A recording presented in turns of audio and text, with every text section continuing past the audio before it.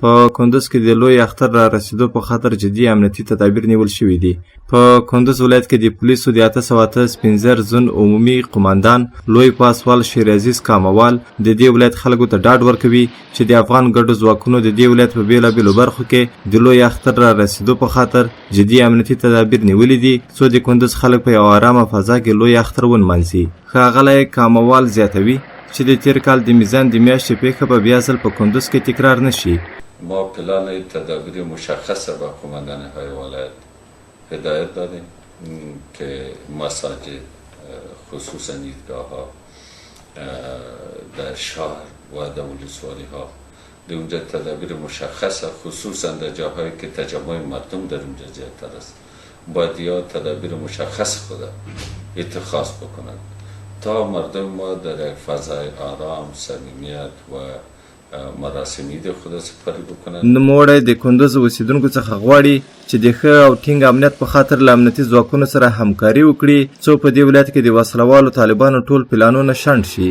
په ورته وخت کې د کندز خلک هم ډیر خوشحاله دي چې د افغان امنیتي ځواکونو د لوی اختر را رسیدو په مناسبت د امنیت په برخه کې ګټلي ګامونه پورته کړي دي.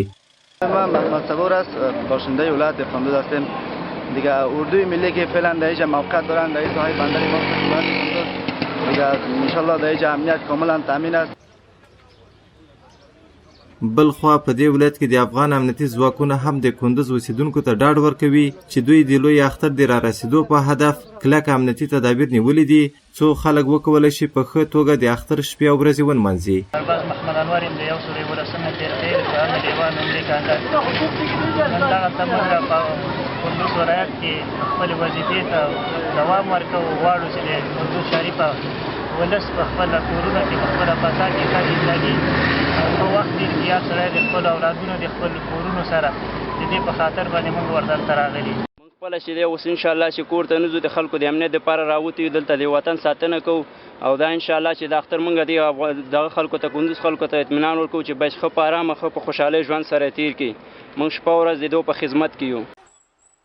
د یادونې ده چې تیر کال د میزان د میاشتې په 6 او د لوی اختر په 5 ورځ وسلوالو طالبانو پر کندز ښار باندې بریدونه وکړل چې په پایله کې دغه ولایت سقوط وکړ او وروسته له 14 ورځو د افغان ځواکونه وتوانېدل چې نوموړی ولایت د طالبانو له منګولو څخه بیرته آزاد کړي. خو لا هم د تیر کال منفي تاثیرات د کندزیانو په ذهنونو کې ژوندي دي.